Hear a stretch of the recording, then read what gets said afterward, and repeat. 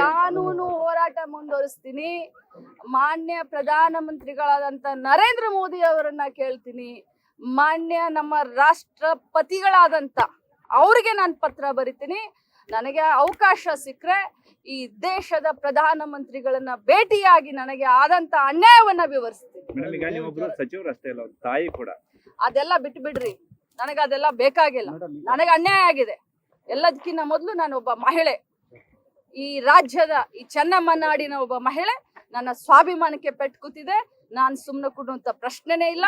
ಇದು ನನ್ನೊಬ್ಬಳ ಪ್ರಶ್ನೆ ಅಲ್ಲ, ಇಡೀ ದೇಶದ ಹೆಣ್ಮಕ್ಕಳ ಪ್ರಶ್ನೆ.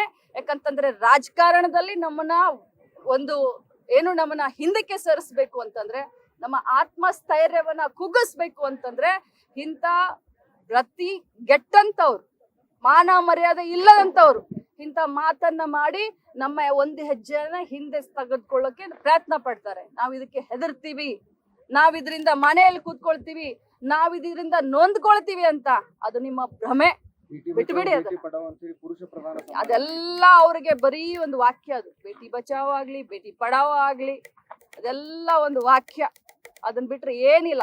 ಇವತ್ತು ಇಡೀ ಬಿಜೆಪಿಗರನ್ನ ನೋಡಿದ್ರೆ ಕರ್ನಾಟಕ ರಾಜ್ಯದಲ್ಲಿ, ನಾನು ಕೆಲವು ಬಾರಿ ಹೇಳ್ತಾ ಇದ್ದೆ, ಪಕ್ಷನ್ ಬೇಯಕ್ ಹೋಗ್ಬೇಡ್ರಿ, ಪಕ್ಷದಲ್ಲಿರುವಂತ ವ್ಯಕ್ತಿಗಳಿಂದ ಪಕ್ಷಕ್ಕೆ ಕೆಟ್ಟ ಹೆಸರು ಬರುತ್ತೆ ಅಂತ. ಇವತ್ತು ಇಡೀ ಬಿಜೆಪಿನಲ್ಲಿರೋರು ಎಲ್ಲರೂ ಇಂಥವ್ರನೆ, ಎಲ್ಲರೂ ಧೃತರಾಷ್ಟ್ರನೇ. ಅಲ್ಲಿ ಇದ್ದಂತವ್ರು ಪ್ರತಿಯೊಬ್ರು ಕೇಳಿದ್ದಾರೆ, ನನಗೆ ಅಂದಂತ ಮಾತನ್ನ ಪ್ರತಿಯೊಬ್ರು ಕೇಳಿದ್ದಾರೆ. ಎಲ್ಲರೂ ನನ್ನ ಪರವಾಗಿದಾರ್ರಿ. ಬಿಜೆಪಿ ಮೆಂಬರ್ ಇರ್ಲಿಲ್ವಾ ಅಲ್ಲಿ? ಅಂದ್ರೆ ಇದ್ರ ರವಿಕುಮಾರ್ ಅವರಿದ್ರು, ಸರ್ವಣ ಅವರಿದ್ರು, JDS ಅವರಿದ್ರು. 4 ಜನ ನನಗೆ ಸ್ವಂತ ಬಂದು ಸಾರಿ ಕೇಳ್ಕೊಂಡು ಹೋಗಿದ್ದಾರೆ. ಪಾಪ ನಾನು ಅವ್ರ ಹೆಸರು ಹೇಳಕ್ ಬರೋದಿಲ್ಲ. ಅವ್ರು ಬಂದು ನನಗೆ ಸಾರಿ ಕೇಳ್ಕೊಂಡು ಹೋಗಿದ್ದಾರೆ. ಅವತ್ತು ಎದ್ದು ಅಲ್ಲಿನೇ ಮಾಡ್ಬೇಕಾಗಿತ್ತು. ನನಗೆ ಶಾಕ್ ಆಯ್ತು ಅಂತ ನಾನು ಗರ ಬಡದ ಕೂತ್ಕೊಂಡೆ ಅಷ್ಟೇ. 2 ದಿನ ಬೇಕಾಯ್ತು ನನಗೂ ಕೂಡ ಏನು ಎಂತ ಪರಿಸ್ಥಿತಿ ಅಂತ. ರಾಜಾರೋಷವಾಗಿ ಓಡಾಡ್ತಾ ಇದ್ದೀರಾ, ತಮಗೆ ಅಭಿನಂದನೆಗಳು. ಆದ್ರೆ ಲಕ್ಷ್ಮಿ ಹೆಬ್ಬಾಳ್ಕರ್ ಸುಮ್ನೆ ಕೂರುವಂತ ಮಹಿಳೆ ಅಲ್ಲ. ಈ ಮಹಿಳಾ ಕುಲಕ್ಕೆ ಅಪಮಾನ ಮಾಡಿದ್ದೀರಾ. ಖಂಡಿತವಾಗ್ಲೂ ನಾನು ಹೋರಾಟ ಮಾಡ್ತೀನಿ. ನನಗೆ ನ್ಯಾಯ ಸಿಕ್ಕುವವರೆಗೂ ಹೋರಾಟ ಮಾಡ್ತೀನಿ. ಕಾನೂನು ಹೋರಾಟ ಮುಂದುವರಿಸ್ತೀನಿ. ಮಾನ್ಯ ಪ್ರಧಾನಮಂತ್ರಿಗಳಾದಂತ ನರೇಂದ್ರ ಮೋದಿ ಅವರನ್ನ ಕೇಳ್ತೀನಿ. ಮಾನ್ಯ ನಮ್ಮ ರಾಷ್ಟ್ರಪತಿಗಳಾದಂತ ಅವ್ರಿಗೆ ನಾನು ಪತ್ರ ಬರಿತೀನಿ. ನನಗೆ ಅವಕಾಶ ಸಿಕ್ಕರೆ ಈ ದೇಶದ ಪ್ರಧಾನಮಂತ್ರಿಗಳನ್ನ ಭೇಟಿಯಾಗಿ ನನಗೆ ಆದಂತ ಅನ್ಯಾಯವನ್ನ ವಿವರಿಸ್ತೀನಿ. ತಾಯಿ ಕೂಡ ಅದೆಲ್ಲ ಬಿಟ್ಟು ಬಿಡ್ರಿ, ನನಗೆ ಅದೆಲ್ಲ ಬೇಕಾಗಿಲ್ಲ. ನನಗೆ ಅನ್ಯಾಯ ಆಗಿದೆ. ಎಲ್ಲದಕ್ಕಿಂತ ಮೊದಲು ನಾನು ಒಬ್ಬ ಮಹಿಳೆ, ಈ ರಾಜ್ಯದ ಈ ಚೆನ್ನಮ್ಮನಾಡಿನ ಒಬ್ಬ ಮಹಿಳೆ. ನನ್ನ ಸ್ವಾಭಿಮಾನಕ್ಕೆ ಪೆಟ್ಟು ಕೂತಿದೆ. ನಾನು ಸುಮ್ಮನೆ ಕೊಡುವಂತ ಪ್ರಶ್ನೆನೇ ಇಲ್ಲ. ಇದು ನನ್ನೊಬ್ಬಳ ಪ್ರಶ್ನೆ ಅಲ್ಲ, ಇಡೀ ದೇಶದ ಹೆಣ್ಮಕ್ಕಳ ಪ್ರಶ್ನೆ.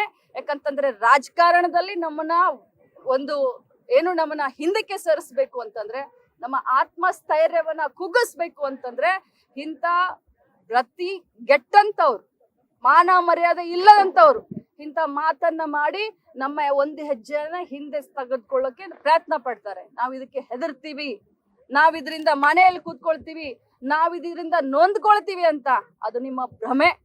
ಬಿಟ್ಬಿಡಿ ಅದೆಲ್ಲ ಅವ್ರಿಗೆ ಬರೀ ಒಂದು ವಾಕ್ಯ. ಅದು ಬೇಟಿ ಬಚಾವ್ ಆಗ್ಲಿ, ಬೇಟಿ ಪಡಾವ್ ಆಗ್ಲಿ, ಅದೆಲ್ಲ ಒಂದು ವಾಕ್ಯ. ಅದನ್ನ ಬಿಟ್ರೆ ಏನಿಲ್ಲ. ಇವತ್ತು ಇಡೀ ಬಿಜೆಪಿಗರನ್ನ ನೋಡಿದ್ರೆ ಕರ್ನಾಟಕ ರಾಜ್ಯದಲ್ಲಿ, ನಾನು ಕೆಲವು ಬಾರಿ ಹೇಳ್ತಾ ಇದ್ದೆ, ಪಕ್ಷನ್ ಬೇಯಕ್ ಹೋಗ್ಬೇಡ್ರಿ, ಪಕ್ಷದಲ್ಲಿರುವಂತ ವ್ಯಕ್ತಿಗಳಿಂದ ಪಕ್ಷಕ್ಕೆ ಕೆಟ್ಟ ಹೆಸರು ಬರುತ್ತೆ ಅಂತ. ಇವತ್ತು ಇಡೀ ಬಿಜೆಪಿನಲ್ಲಿರೋರು ಎಲ್ಲರೂ ಇಂಥವ್ರನೆ, ಎಲ್ಲರೂ ಧೃತರಾಷ್ಟ್ರನೇ. ಅಲ್ಲಿ ಇದ್ದಂತವ್ರು ಪ್ರತಿಯೊಬ್ರು ಕೇಳಿದ್ದಾರೆ, ನನಗೆ ಅಂದಂತ ಮಾತನ್ನ ಪ್ರತಿಯೊಬ್ರು ಕೇಳಿದ್ದಾರೆ. ಎಲ್ಲರೂ ನನ್ನ ಪರವಾಗಿದಾರ್ರಿ. ಬಿಜೆಪಿ ಮೆಂಬರ್ ಇರ್ಲಿಲ್ವಾ ಅಲ್ಲಿ? ಅಂದ್ರೆ ಇದ್ರ ರವಿಕುಮಾರ್ ಅವರಿದ್ರು, ಸರ್ವಣ ಅವರಿದ್ರು, JDS ಅವರಿದ್ರು.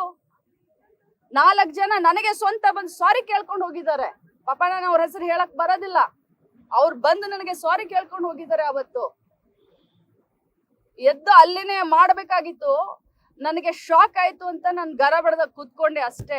2 ದಿನ ಬೇಕಾಯ್ತು ನನಗೂ ಕೂಡ ಏನು ಎಂತ ಪರಿಸ್ಥಿತಿ ಅಂತ. ರಾಜಾರೋಷವಾಗಿ ಓಡಾಡ್ತಾ ಇದ್ದೀರಾ, ತಮಗೆ ಅಭಿನಂದನೆಗಳು. ಆದ್ರೆ ಲಕ್ಷ್ಮಿ ಹೆಬ್ಬಾಳ್ಕರ್ ಸುಮ್ನೆ ಕೂರುವಂತ ಮಹಿಳೆ ಅಲ್ಲ. ಈ ಮಹಿಳಾ ಕುಲಕ್ಕೆ ಅಪಮಾನ ಮಾಡಿದ್ದೀರಾ. ಖಂಡಿತವಾಗ್ಲೂ ನಾನು ಹೋರಾಟ ಮಾಡ್ತೀನಿ. ನನಗೆ ನ್ಯಾಯ ಸಿಕ್ಕುವವರೆಗೂ ಹೋರಾಟ ಮಾಡ್ತೀನಿ.